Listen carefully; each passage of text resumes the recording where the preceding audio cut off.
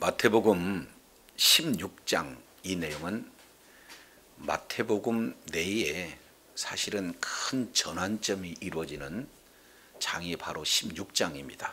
이제 예수님께서는 예수가 그리스도다라는 사실, 그리고 천국 복음을 여러 무리들에게 증거하는 일에 예수님께서 집중했다면, 이제 예수님이 십자가에서 지실 날이 얼마 남지 않았어요. 그렇기 때문에 남은 시간은 무리가 아닌 제자들에게 집중해서 예수님의 행하신 그 사역을 계승하기 위해서 제자들에게 집중하는 내용이기 때문에 무리가 아닌 제자로 그 사역 중심이 옮겨지는 하나의 전환점이 이루어지는 장이 마태복음 16장입니다.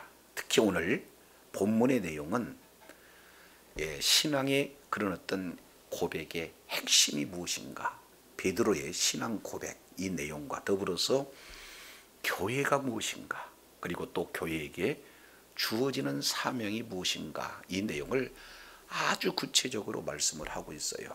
그래서 바른 신앙 고백 위에 교회가 세워지고, 그 교회가 이렇게 감당해야 할 사명이 무엇인지를 저와 여러분 잘 깨닫고 주님 오시는 그날까지 하나님의 놀라운 뜻을 이루며 하나님 앞에 영광 돌리는 복된 자리에 있기를 간절히 원합니다. 자, 마태복음 16장 13절 내용을 통해서 보면, 예수께서 빌립보 가이사라 지방에 이르러 제자들에게 물어 이르시되 그랬습니다. 이제 예수님께서 자리를 옮기는 그 장소가 가이사라 빌립보 지방 그랬습니다. 이 가이사라 빌립보 지방 이 내용은 바로 이제 이스라엘 지형으로 보면은 맨 북단이죠. 그래서 헐몬산에서 내려오는 갈릴리 호수 그 지경에 지금 있는 바로 가이사라 빌립보 지방, 그랬으니까 이방인의 통치가 이루어지는 이방 지역으로 분류가 되어져요.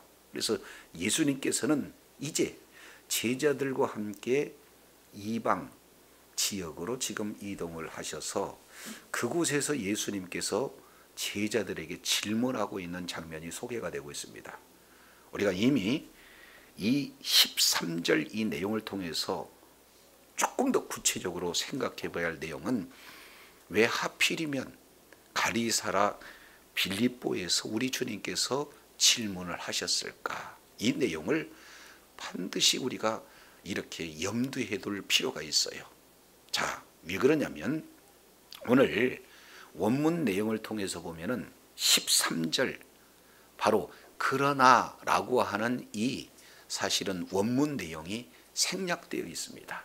그래서 거기에다가 그러나 예수께서 가이사라 빌립보 지방에 이르러 그랬습니다. 이 내용은 지금까지 예수님께서 천국 복음을 증거할 그때 하나님의 말씀에 능통하다고 하는 이 종교 지도자들, 특히 바리새인과 서기관들은 그 말씀을 받아들이기보다는 예수님의 말씀을 배척했죠. 한마디로 본다면 불신앙적인 내용이에요.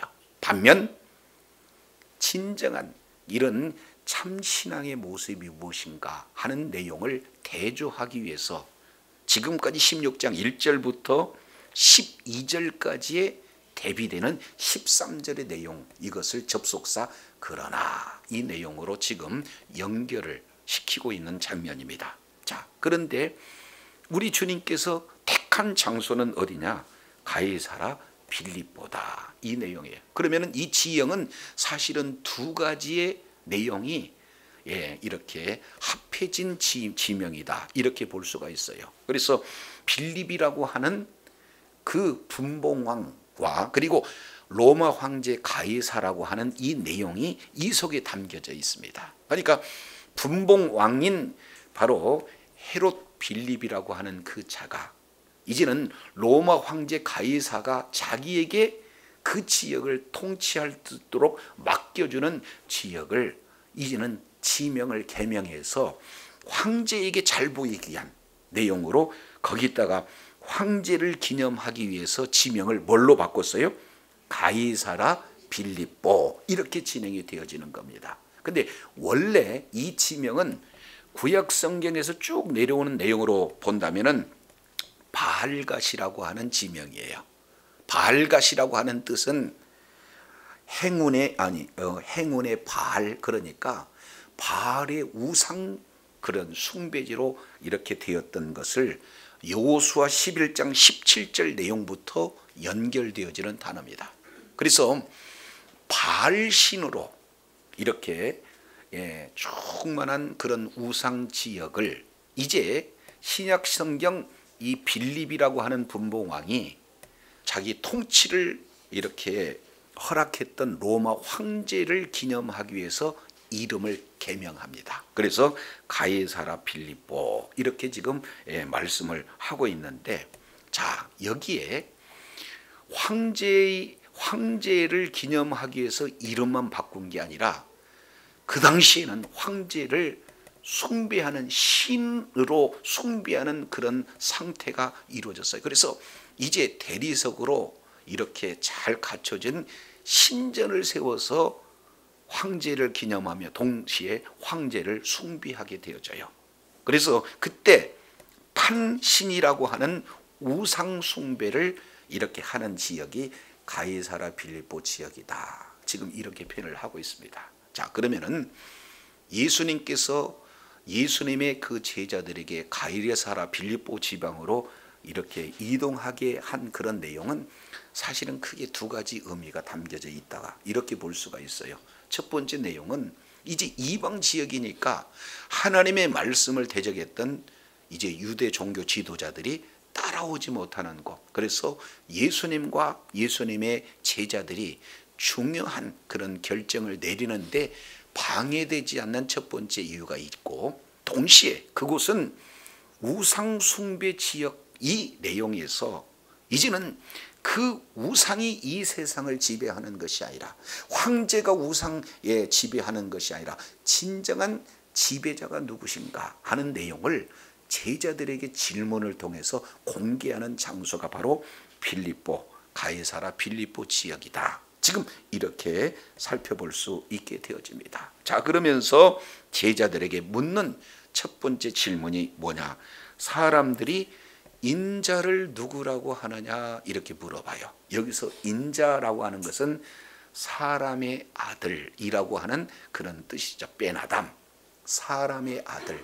이 내용은 그 출발점이 다니엘서 7장 13절부터 비록되어집니다. 그러니까 인자라고 하는 이 내용은 바로 종말론적 메시아의 표현을 인자 그러는데, 오늘 본문에서는 예수님 자신을 사람의 아들로, 그분은 하나님과 동등되는 하나님이시지만 자기 자신을 낮춰서 바로 인자라고 하는 겸손한 내용이기도 하고, 실제 인자 내용은 종말론적 메시아 그런 어떤 이름이 그 속에 담겨져 있어요. 그래서 많은 사람들이 예수님에 대한 내용을 무엇이라고 하느냐라고 제자들에게 물어봐요. 자, 이랬을 때 제자들이 대답하는 장면이 14절이죠. 이르되 더러는 세례 요한, 더러는 엘리야, 어떤 이는 예레미야나 선지자 중에 하나이다 라고 이렇게 답변하고 있는 내용들을 보게 됩니다. 여기서 등장하는 사람들은 한결같이 유대인이고, 그리고 이미 죽은 자들을 거론하고 있는 것을 보게 됩니다. 그러니까 예수님은 많은 사람들의 시각에 이렇게 세례 요한이다, 지금 이렇게 일컫는다는 거예요. 이 내용은 마태복음 14장 우리가 2절 이 내용을 통해서 봤더니 바로 헤롯 안디바 역시 마찬가지로 예수님을 세례 요한이라고 잘못 오해했잖아요. 내용을 보면은 사역이 비슷해요.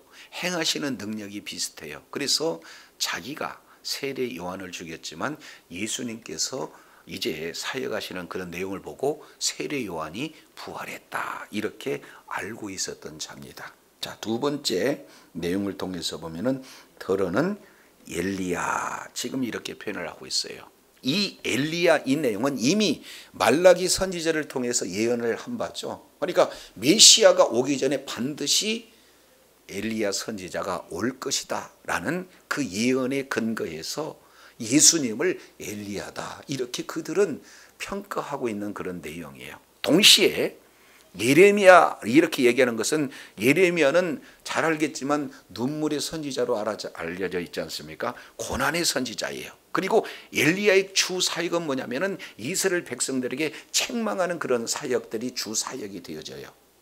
자, 그런데 예수님을 가만히 살펴보니까 가는 곳마다 사실은 고난을 당하고 그리고 백성들을 향해서 눈물 흘려요. 그러면서 동시에 이제 이런 책망하는 그런 메시지들이 많이 있기 때문에 많은 사람들은 혹 엘리야가 아닐까 이렇게 예수님에 대한 평가를 진행을 하고 있는 거죠. 또 그 외에 선지자 중에 한 사람, 그 얘기는 신명기 18장 18절 이하 이 내용을 통해서 보면은 모세와 같은 선지자가 나타날 것이다. 이미 구약 성경에서 예언된 메시아 중에 한 사람일 수도 있겠다. 이것이 예수님에 대한 평가예요. 자, 그렇다면 예수님은 사람들이 예수님에 대해서 이 세례 요한, 엘리야, 예레미야 그리고 또 다른 선지자라고 하는 이 평가가 옳은 평가입니까? 오늘날도 마찬가지죠. 이 예수님에 대한 평가는 사람마다 그리고 시대마다 다 이렇게 다르다라는 사실을 볼 수가 있어요. 그래서 아주 훌륭한 분이다.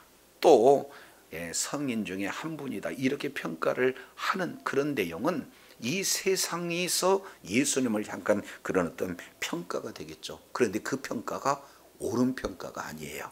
그래서 우리 주님께서 이제는 똑같은 내용을 두 번째 15절 질문을 하게 됩니다. 15절 이르시되 너희는 나를 누구라고 하느냐 이렇게 말씀을 하고 있어요. 이게 굉장히 인생에서 중요한 질문입니다.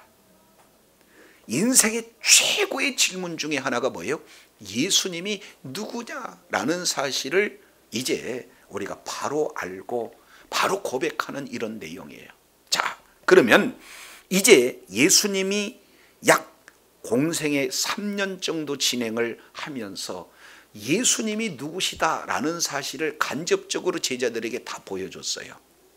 이건 이미 우리가 바다 위를 걸었을 때 풍랑을 잔잔케 하신 바로 예수님.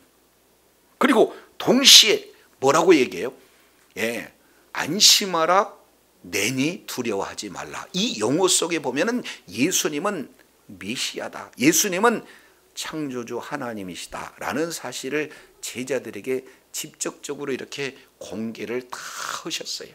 그리고 하나님이 아니시다면 우리 모든 이사 기적 표적들을 드러낼 수 없는 그런 일들을 많이 이렇게 보여주셨죠. 자, 그런데 다 보여주시고 나서 이제 3년여 시간이 지났습니다. 이제 사실은 제자들에게 최종적인 평가와도 같은 그런 내용이에요.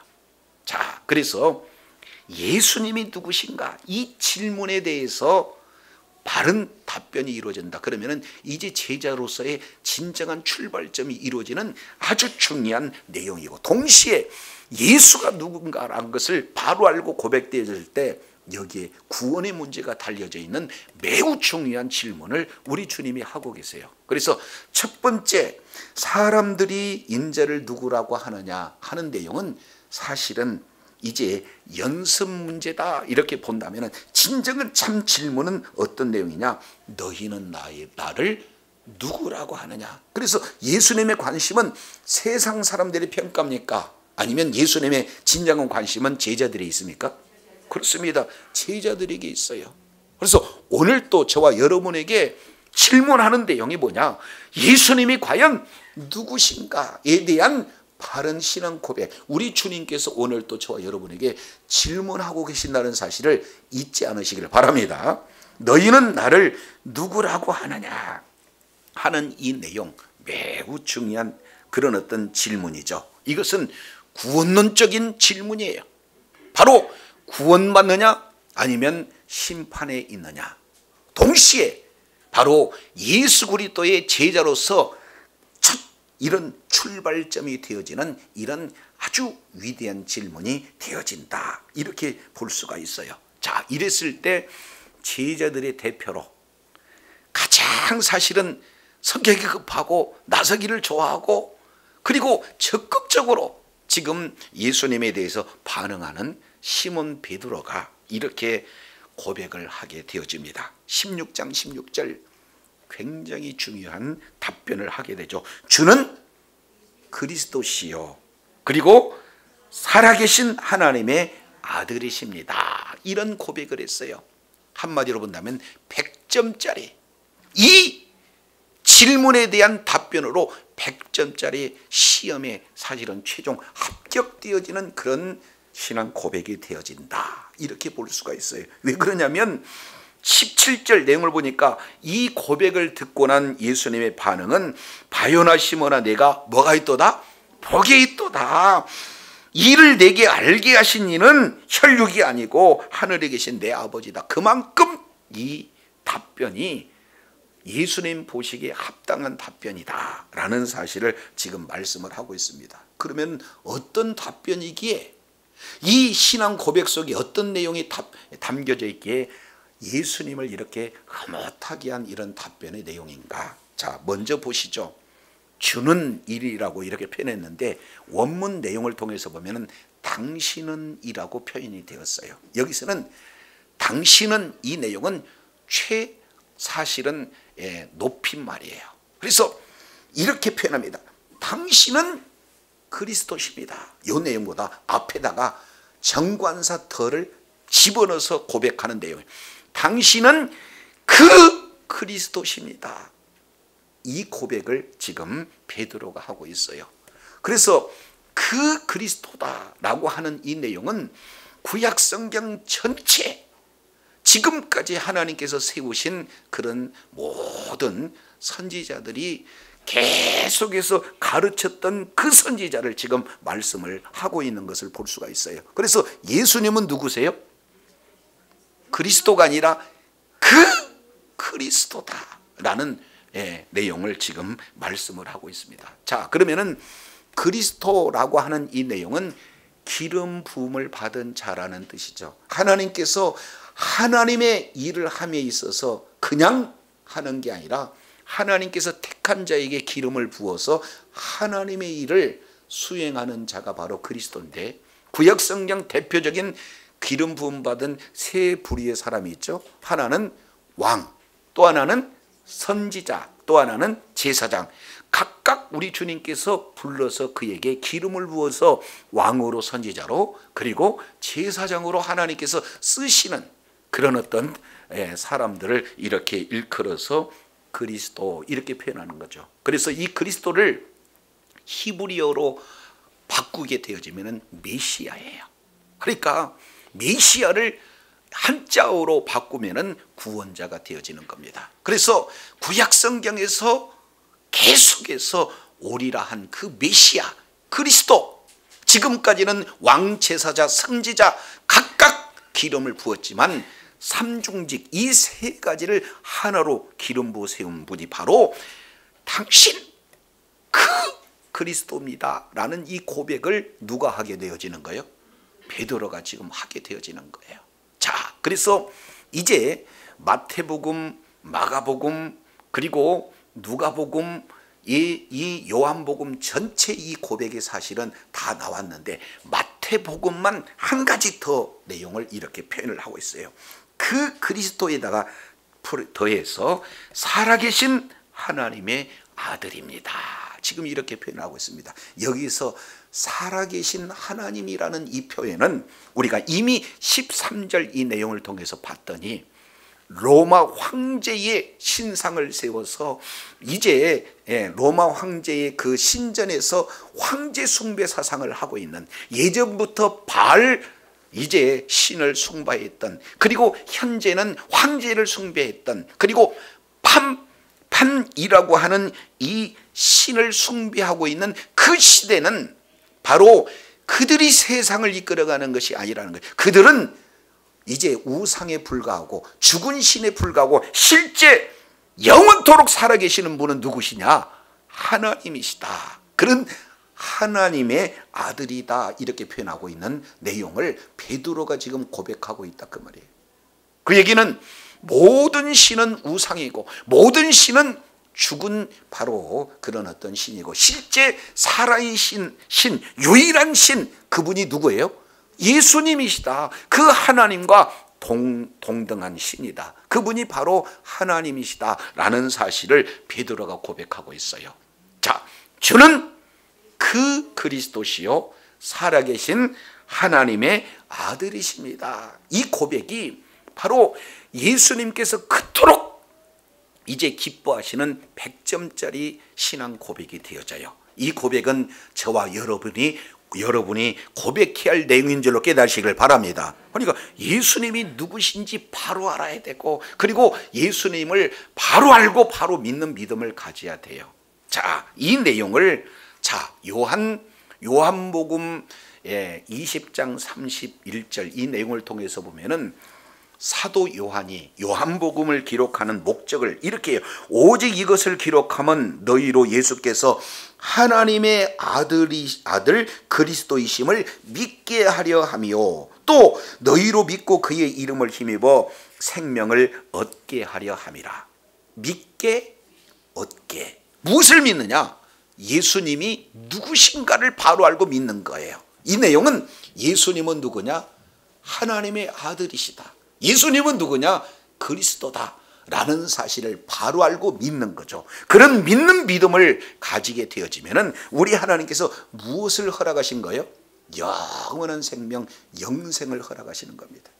그래서 예수님이 누구신가 바로 알고 바로 믿는 이 내용은 바로 우리의 구원 문제, 그리고 또 뭐예요? 심판 문제가 주어지는 이런 내용이고, 동시에 제자로서 첫 출발하는 가장 근거가 그런 어떤 신앙 고백이 있다라는 사실을 이렇게 말씀을 하고 있습니다. 그러니까 이것은 바로 이 신앙 고백이야말로 기독교 교리의 가장 핵심이고 성경에서 가장 중점적으로 지금 말씀하고 있는 핵심 내용이다, 그 말이죠. 기록 목적이 바로 예수가 누구냐라는 사실을 지금 말씀을 하고 있는 것을 볼 수가 있어요.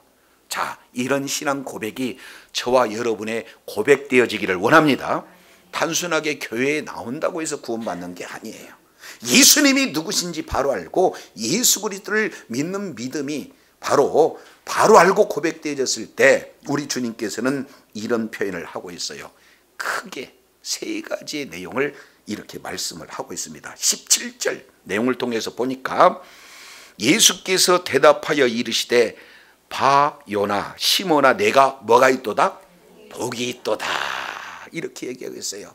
그래서 예수님을 바로 알고 바로 믿는 이 신앙을 고백하는 이런 자에게 우리 주님이 뭐라고 했어요? 그런 자를 복이 있다, 이렇게 표현하고 있습니다. 여기서 복이 있다는 것은 이 복보다 더 이상의 복이 없는 최고의 복을 마카리오이라는 이런 복을 우리 주님께서 말씀을 하고 있는 그런 내용이에요. 자, 그러면은 왜 이토록 복이 있는 복 중에서 복이다라고 이렇게 말씀을 하고 있느냐면, 이렇게 주는 그리스도시요 살아계신 하나님의 아들입니다라고 고백하는 것은 우리의 경험으로 우리의 지식으로 이런 고백을 할 수가 없다는 거예요. 그러면은 뒤에 17절 하반절 뭐라고 말씀을 하고 있나요? 이를 알게 한 이는 혈육이 아니다는 거죠. 그러면 이렇게 고백되어지는 것을 누가 알려줬느냐?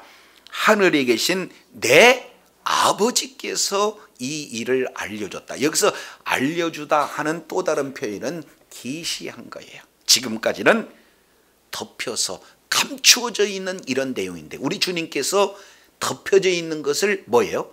열어서 보게 하시는, 다른 말로 계시해 주셨기 때문에 네가 그 고백을 한 것이지 네 스스로 할 수도 없고 또 혈육으로서 배워서 할 수 있는 그런 내용이 아니다라는 사실이에요. 따라서 이제 베드로의 이런 어떤 신앙 고백은 바로 하나님께서 직접 계시해 주신 그런 계시의 내용을 그대로 깨달아서 이렇게 고백하는 내용이기 때문에 뭐가 있다는 거예요? 복이 있다, 이렇게 우리 주님께서 말씀을 하고 있어요. 그래서 여기서 말씀하고 있는 복은 바로 한마디로 본다면 영생의 복인 줄로 믿습니다. 여기서 복은 바로 구원의 복인 줄로 믿습니다. 여기서 복은 하나님의 자녀가 되는 복인 줄로 깨달으시길 바랍니다. 이것이 최고의 복이에요. 물질이 있어도, 그리고 건강이 있어도, 지혜가 있어도, 모든 것을 다 가지고 있다 할지라도 구원에서 제외된다면, 영생에서 제외가 된다면, 하나님의 자녀가 되지 못한다면 그것은 일시적인 복에 불과한 거지 최종적인 복이 될 수가 없어요. 그렇기 때문에 진정한 예수님이 누구신지 바로 알고 바로 믿는 그 자가 결국에는 하나님께서 계시해 주신 그런 이런 내용, 그 은혜를 받은 자이므로 바로 그 최고의 복을 받은 자가 된 줄로 믿습니다. 그래서 예수 그리스도를 믿는 믿음 가진 자는 이미 앞으로 복을 받을 자가 아니라 복을 받은 자인 줄로 믿습니다. 두 번째, 이 내용을 통해서 보면은 18절 여기에 잘 나와 있어요. 이 신앙 고백을 하는 이런 자에게 이런 말씀을 하세요. 18절, 또 내가 내게 이르노니 너는 뭐다? 베드로다. 그래서 베드로, 거기에 풋노트 1번 따라가면은 베드로는 곧 뭐다는 거예요? 반석이다. 지금 이렇게 표현을 하고 있어요. 자, 이 내용을 이해하기 위해서는 자 16절 이렇게 표현해요. 베드로를 뭐라고 표현하고 있어요? 시몬 베드로 그랬습니다. 자, 시몬이라고 하는 내용은 듣다라는 이런 어떤 뜻이에요. 자, 그런데 이 시몬이 이름이 뭘로 바뀌었어요?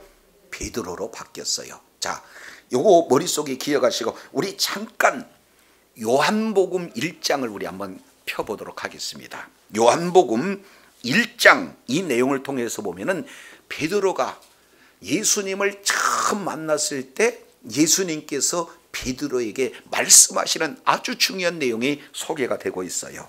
요한복음 1장 40절 내용을 보면 요한의 말을 듣고 예수를 따르는 두 사람 중에 하나는 시몬 베드로의 형제 안드레라. 그래서 베드로의 동생 안드레가 예수님이 메시아다, 하나님의 아들이다라는 사실을 먼저 깨닫고 그 형제, 그 형인 베드로에게 지금 전도하고 있는 그런 장면이에요. 41절, 그가 먼저 자기 형제 시몬을 찾아 말하되 우리가 메시아를 만났다, 다른 말로 우리가 그리스도를 만났다, 이렇게 하고 메시아는 번역하면 그리스도라.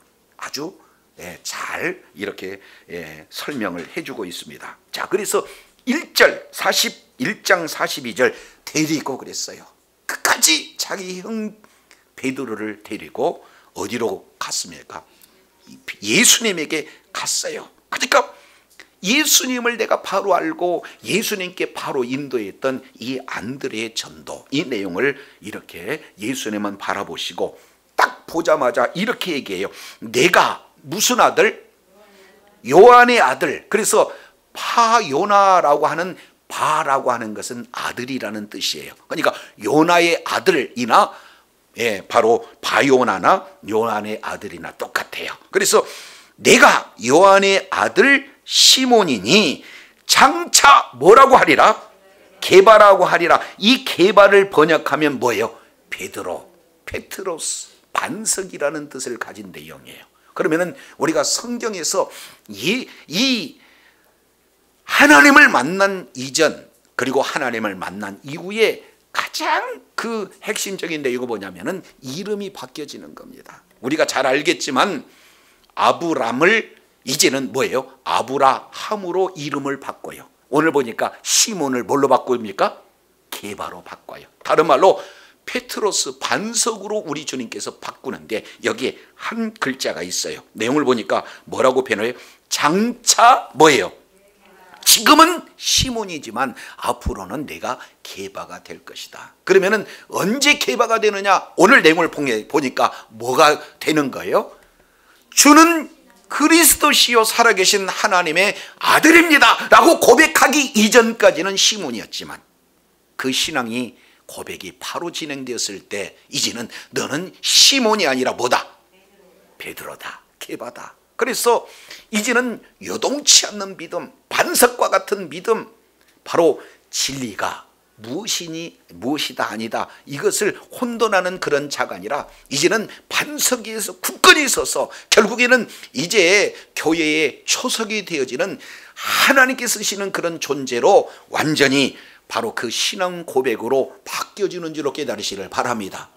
그래서 복을 받은 자, 그리고 이름은 이름이 바꿔진 하나님께서 이제는 큰 교회의 일꾼으로 쓰시는 그런 존재가 바로 이 신앙 고백에 이어서 이루어지게 되어진다라는 사실을 보게 됩니다. 세 번째, 마태복음 16장 18절 내용을 보니까 이 고백을 통해서 우리 주님께서는 무엇은 위대한 사역을 진행을 하신가 봤더니 16장 18절 내가 이 반석 위에 내 교회를 세우리니 그랬습니다. 야, 정말 중요한 내용은 뭐예요? 교회를 세우겠다는 거예요. 그 교회를 세우는데 어디에다가 세우는 겁니까? 반석 위에. 그러면은 이 내용을 오해하는 그룹이 있어요. 이게 천주교입니다. 여기서 이 반석 위라고 하는 이 반석을 베드로로 봐요. 그러니까 베드로 위에 교회를 세운다. 그러니 이제 초대의 이 교황이 베드로고, 그러니까 이 베드로에게 교회가 이렇게 이루어진다라고 잘못 해석을 하고 있는 것이 이제 지금까지 수천 년에 걸쳐서 내려오는 잘못된 해석이 되어지는 거예요. 그런데 가만히 보게 되면은 베드로 반석은 맞아요. 반석은 맞습니다. 그런데 원어적 내용을 통해서 보면은 어떤 의미가 이 속에 담겨져 있는가라고 보면은 조금 어렵지만 이 베드로라고 하는 것은 페트로스라는 내용으로 남성 명사예요. 그런데 내가 이 반석 위에라고 해서 이 반석은 뭐냐? 페트라라고 하는 바로 여성 명사입니다. 그러니까 이 반석 위에라고 하는 것은 베드로가 될 수가 없는 그런 어떤 내용이 되어지는 거죠. 자, 그래서 이제 하나님께서 이 반석이라고 하는 이런 내용은 바로 예수 그리스도를 지금 말씀을 하고 있어요. 그러니까 이 베드로가 고백한 그 신앙 고백, 예수님은 그리스도시다, 예수님은 살아계신 하나님의 아들이십니다라고 하는 그 고백, 바로 이 신앙 고백 위에 뭐가 세워져요? 교회가 세워지는데 누가 교회를 세우시게 되어지는 거예요? 내가 내 교회를 세우신다, 우리 주님께서 말씀을 하고 있는 것을 보게 되어집니다. 그래서 이 위대한 신앙 고백은 가장 큰 축복의 통로가 되어지고, 이 신앙 고백은 바로 이제는 교회에 중추적으로 이렇게 사역을 할 수 있는 바꿔진 그런 어떤 존재, 바로 하나님께서 기억하시는 그런 존재로 베드로라고, 장차 게바라라 장차 베드로로 되게 하라는 그 우리 주님의 말씀이 성취되어지는 그런 은혜가 주어지고, 이어서 세 번째, 그 고백을 통해서 이제는 뭐가 세워지는 거예요? 교회가 세워지는 겁니다. 그래서 오늘날도 마찬가지예요. 교회에 열심히 나오고 헌신하고 충성한 것 너무 귀해요. 그런다고 할지라도 그가 다 이제 구원을 받는 자는 아니에요. 그러면 진짜 구원받는 내용은 뭡니까? 예수님이 누군지 바로 알고 바로 믿는 바른 신앙 고백을 하는 그런 자가 구원받은 자요, 그 자가 교회가 되어진 줄로 믿습니다. 그래서 이 교회는 건물이 아니에요. 신앙 고백이어 세워진 교회다, 그 말이죠. 신학에서는 두 가지로 분류를 해요. 눈에 보이는 교회, 이걸 유형교회라고 해요. 그리고 눈에 보이지 않는 교회, 이것을 무형교회라고 해요. 그러니까 여기서 말씀하고 있는 내용은 교회 그러면 건물입니까? 실제 신앙 고백에 세워진 교회 그랬으니까 무형교회입니까? 그러니까 이런 교회, 이 하나의 무리가 교회가 되어진 줄로 믿습니다. 이걸 조금 어렵게 표현한다면은 구약 성경에서 카할이라고 하는 단어예요. 모이다라는 뜻의 구약 성경의 카할이라고 하는 단어예요. 근데 신약 성경은 이것을 카알이라고 하는 단어를 에클레시아라고 하는 이제 내용으로 번역을 하게 됩니다. 그러면 에클레시아라고 하는 이 내용은 뭐뭐로부터 부름을 받다라는 그 뜻을 가지고 있는 것이 교회, 사실은 정의가 되겠죠. 그러면 교회는 뭐냐? 부르심을 받들어 모이는 하나의 모임, 공동체를 교회 그랬어요. 근데 여기서 중요한 것은 뭐냐? 누가 불렀냐는 거예요. 누가 불렀겠어요? 하나님께서 부르세요. 그러니까 하나님께서 세상 가운데, 죄악 가운데 이미 이제 놓여있는 그런 자들로부터 불러내요. 하나님의 언약 안으로, 하나님의 공동체 안으로 불러내서 모인 그 무리가 한마디로 뭐예요? 교회가 되어지는 거예요. 자, 그런데 이게 참 놀라운 표현이 아닐 수 없습니다. 왜냐하면 자, 지금 현재까지 유대인들의 의식 속에는 교회라는 용어를 알아들을 수가 없어요. 왜? 여기서 최초로 예수님께서 사용하고 계시기 때문에. 그러니까 마태, 마가, 누가, 요한복음, 사복음서 전체에서 에클레시아, 이 교회라는 것은 딱 2번만 이렇게 기록되고 있어요. 횟수로 보면 3번. 그런데 마태복음 16장 그리고 마태복음 18장 이 2군데에 3번 기록되는 내용이 교회입니다. 그러면 유대인들은 지금까지 어떤 것을 기억할까요? 성전 그러면 그들은 잘 알아듣겠죠. 회당 그러면 그들은 잘 알아듣겠죠. 그런데 성전이나 회당으로 이렇게 얘기하지 않고 뭘로 말씀하고 있어요? 교회다. 우리 주님께서 지금 말씀하고 있어요. 역사상 굉장히 중요한 내용을 지금 말씀을 하고 있는 거예요. 그래서 이제는 하나님께서 직접 세상으로부터 불러내서 하나님의 언약 안에 하나님의 백성 가운데로 불러내신 그 무리가 이제부터는 뭐다? 교회다. 그래서 교회의 머리는 예수님이 되어지시잖아요.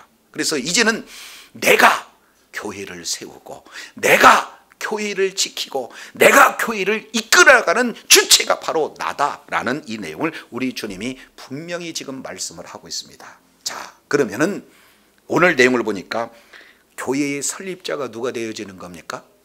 예수님이에요. 그러면은 설립자이기 때문에 진정한 교회의 주인은 누가 되는 거죠? 예수님이 되어져요. 우리는 이걸 간과해서는 안 돼요. 자칫하면은 목사님이 세웠다고 얘기할 수도 있고 또 장로님이 이제 헌신해서 교회를 세웠다고 할 수도 있고 또 교회의 창립 멤버들이 교회를 세웠다라고 착각할 수가 있어요. 그러니까 교회의 주인은 진정한 교회의 주인은 예수 그리스도인 줄로 믿습니다.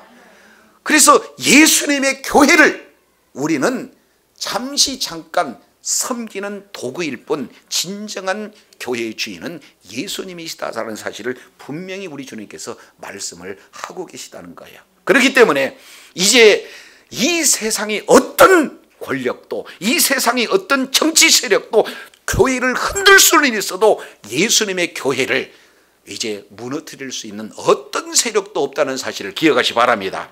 그래서 하반절에 이렇게 표현을 하고 있어요. 음부의 권세가 이긴다 이기지 못한다. 아무리 어렵고 힘들게 이제 교회를 박해한다 할지라도 최고의 승리자는 바로 예수님이시요 또 교회인 줄로 깨달으시길 바랍니다. 그렇기 때문에 우리 예수님께서 주인이 되시고 예수님께서 지키시고 예수님께서 공급하시고 예수님께서 이끌어하시는 이 교회는 세상 어떤 것으로 이길 수가 없어요. 자, 그렇다면 이 속에서 우리가 생각해 볼 수 있는 내용이에요. 우리에게 주어지는 것은 신앙 고백이 그만큼 중요하다는 것.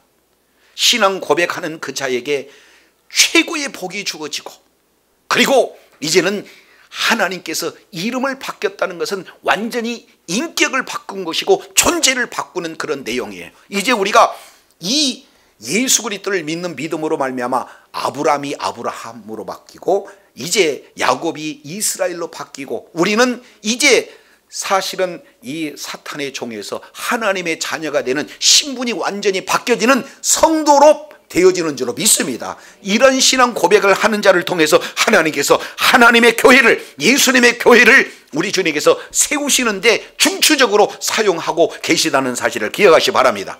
그렇다면 이 교회에 대해서 우리가 바로 알고 이런 고백이 되어져야 돼요. 막연하게 교회만 왔다 갔다 하는 내용이 아니라 나는 이런 신앙의 고백이 오늘도 내게 이루어졌는가, 이런 사실을 바로 알고, 자 이제 구체적으로 그러면 교회에 주어지는 사명은 도대체 어떤 내용이 있는가 봤으니까, 자 첫 번째입니다. 18절 하반절, 음부의 권세가 너를 뭐한다? 이기지 못한다. 그 얘기는 교회를 지금까지 이기려고 하는 존재가 있다는 거죠. 그 존재는 뭐가 되는 겁니까? 음부의 권세. 자 그러면은 그 권세에 뭐가 표현되어 있어요? 풋노트 2번 기록되고 있죠. 그걸 따라가서 보면은 권세는 뭐라고 그래요? 데몬이라고 그래요. 그러면 음부는 하데스라고 하는 지옥의 또 다른 표현이에요. 그러니까 지옥의 데몬, 이것을 이기지 못하게 하는 것이 뭐예요? 교회의 사명이 되어진다는 거예요. 그러니까 교회는 무슨 일을 하느냐? 지옥의 문을 뭐합니까? 이기지 못하게 하는 것. 다른 말로 완전히 철저히 부서뜨리는, 밟는 그런 어떤 내용이 유일하게 누구를 통해서 할 수 있느냐? 교회를 통해서 하고 있다는 사실을 기억하시기 바랍니다. 그래서 교회는요, 우리가 다 하나로 뭉쳐서 예비하고 찬양하고 하나님 앞에 영광 돌리는 그런 내용은 교회 안에서 하나님을 찬양하는 내용이지만, 실제 내용은 뭐예요? 영적 전투에 저와 여러분이 투입되어 있다는 사실이에요. 예수님이 대장이 되시고 총사령관이 되어주시고 우리는 예수님을 따라서 오늘 또 영적 싸움에서 승리자가 되어야 될 줄로 믿습니다. 많은 이제 죄와 사망의 그 권세를 가지고 있는 이 지옥의 문으로 끌고 가자는 그런 자들을 완전히 박멸시키는 그 일에 교회에게 주어지는 권세가 있다는 사실이에요. 그렇기 때문에 이제는 많은 영혼이 지옥으로 끌려가지 않도록 한 사람 영혼을 이렇게 빼낼 수 있도록 먼저 그 이제 사탄의 권세, 그런 죄의 권세, 사망의 권세를 이렇게 멸할 수 있는 권세가 주어졌기에 그 권세를 통해서 날마다 영적 싸움에서 승리하는 자가 다 되시기를 원합니다. 자, 두 번째 내용은 19절 내용을 보니까 뭐라고 말씀을 하고 있습니까? 내가 천국 열쇠를 누구에게 주었어요? 내게 주었어요. 그러니까 18절 이 음부의 권세를 완전히 멸하기 위해서 두 번째 우리에게 주어지는 내용이 뭡니까? 천국 열쇠가 저와 여러분에게 주어진 거예요. 한번 너무 쉬운 질문인데 한번 질문하겠습니다. 자, 천국 열쇠는 누구에게 있습니까? 누구에게 있습니까? 내게 주었으니까 내게 있는 거죠. 여기서 너는 개인이에요, 교회입니까? 교회다 그 말이죠. 저와 여러분이 교회인 줄로 깨달으시길 바랍니다. 그러니까 교회에게 주어지는 내용은 두 번째 내용을 보니까 천국 열쇠를 주어졌어요. 그러니까 이제 천국이라고 하는 것은 하나님의 나라를 열고 닫을 수 있는 그 키가 저와 여러분에게 주어졌으니까 우리의 시간은 이 땅의 기준이 돼야 되겠습니까? 하나님 나라의 그런 가치관, 하나님 나라의 기준이 돼야 될까요? 그렇습니다. 그러니까 나도 이 땅에 살고 발딛고 살지만 우리의 영원한 초점은 하나님의 나라에 있어야 될 줄로 믿습니다. 세상 사람들은 이 땅에서 잘 먹고 잘 살고 그리고 이 땅에서 누릴 수 있는 권세, 이 땅에서 누릴 수 있는 행복을 추구하지만 우리에게 주어진 것은 천국 열쇠가 있다는 거예요. 비록 이 땅에서는 어렵고 힘들고 고난 가운데 있다 할지만 영원한 천국의 열쇠가 저와 여러분에게 주어졌다는 사실을 기억하시고 우리의 시선, 우리의 가치관이 천국을 향하여 있기를 원합니다. 동시에 이 땅 상황 속에다가 가치관을 들고 사는 모든 사람들을 어떻게 해요? 천국으로 이끌을 수 있는 그 사명이 바로 천국 열쇠를 가진 교회, 저와 여러분에게 주어졌다는 사실을 잊지 않으시기를 바랍니다. 세 번째 내용을 통해서 보면은 내가 땅에서 무엇이든지 매면 하늘에서도 매일 것이요 내가 땅에서 무엇이든지 풀면 하늘에서 풀리라. 여기서 너는 베드로입니까? 교회입니까? 교회에게 이제는 땅에서 하늘 문제를 풀고 열 수 있는 바로 권세가 교회에게 주어졌다는 사실이에요. 자, 그러면은 한마디로 본다면은 천국 열쇠를 굳이 직역하라 라고 이렇게 표현한다면 그것은 바로 천국 복음이 되어지는 거죠. 그래서 우리가 천국 복음을 증거하는 그런 일에 입 딱 다물고 있으면은 하늘 문이 열릴까요? 닫힐까요? 닫혀 있는 그런 상태예요. 그런데 어떻게든지 가서 천국 복음을 전하게 되어지면은 하늘 문이 열리고 이제 하늘이 열쇠로 이제 문을 열고 한 영혼이라도 그 천국 복음을 받아들이는 모든 자들을 주님의 이끌 수 있는 천국 열쇠에게 주어지는데 우리의 힘으로 될 수가 없기에 하나님 앞에 전적으로 뭐 하는 거예요? 풀고 맺는 복음을 전하고 말씀을 믿는 믿음으로 기도하는 것이 저와 여러분에게 주어지는 바로 사명인 줄로 깨닫시길 바랍니다. 한 영혼을 붙들고 말씀을 전해요. 그리고 말씀을 믿는 믿음으로 기도해요. 그랬을 때 말씀으로 하늘문이 열려지고 말씀으로 이제 묶였던 것이 풀어지는 하나님의 놀라운 은혜가 교회를 통해서 저와 여러분을 통해서 하나님께서 크게 사용하여 주실 줄로 믿습니다. 그렇듯 오늘 이 베드로의 신앙 고백, 이 내용이 우리의 모든 사역 현장에 너무나 중요한 고백되어진다라는 사실을 기억하시고 이제는 우상이 만연한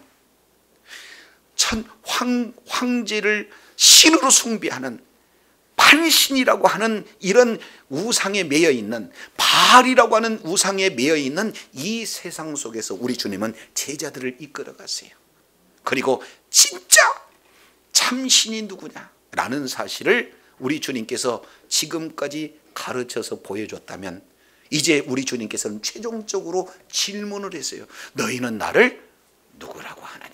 그랬을 때 구약 성경에서 우리의 구원자가 되시는 바로 메시아가 되신 바로 그분이 예수님이십니다. 그분은 동시에 죽은 우상들이 이 세상을 지배하고 있지만 가는 것 같지만 진짜 살아계신 하나님이 바로 예수님이다라는 이런 고백이에 우리 주님께서는 진정한 복이 그것이고 그리고 그런 자를 통해서 교회의 가장 제자로서 이런 초석을 다질 수 있는 귀한 자로 그 이름을 바꿔주실 뿐만 아니라 그 믿음의 고백 위에 교회가 세워지게 된 줄로 믿습니다. 그러한 고백되어지는 그런 자를 통해서 이제는 지옥의 문을 깨트릴 수 있는 권세를 허락하시고 하늘을 보게 하고 하늘을 열게 하는 그런 은혜가 주어질 뿐이요 이제 우리의 힘으로 능으로 될 수가 없기에 말씀을 붙들고 기도함으로 하나님께서 이 모든 사역을 잘 감당할 수 있는 그 은혜가 오늘 본문을 통해서 저와 여러분에게 주어졌다는 사실을 기억하시기 바랍니다. 그래서 주님 오신 그날까지 이제는 바른 신앙 고백 위에 주신 사명을 교회에 주어진 그 사명을 잘 감당해서 있는 그곳이 천국이 되어지고 늘 하나님의 동행하심과 하나님이 주신 권세로 날마다 영적 싸움에 승리함으로 하나님 앞에 영광 돌리는 주의 사랑하는 자녀들이 다 되시기를 예수 이름으로 축원합니다. 기도하겠습니다.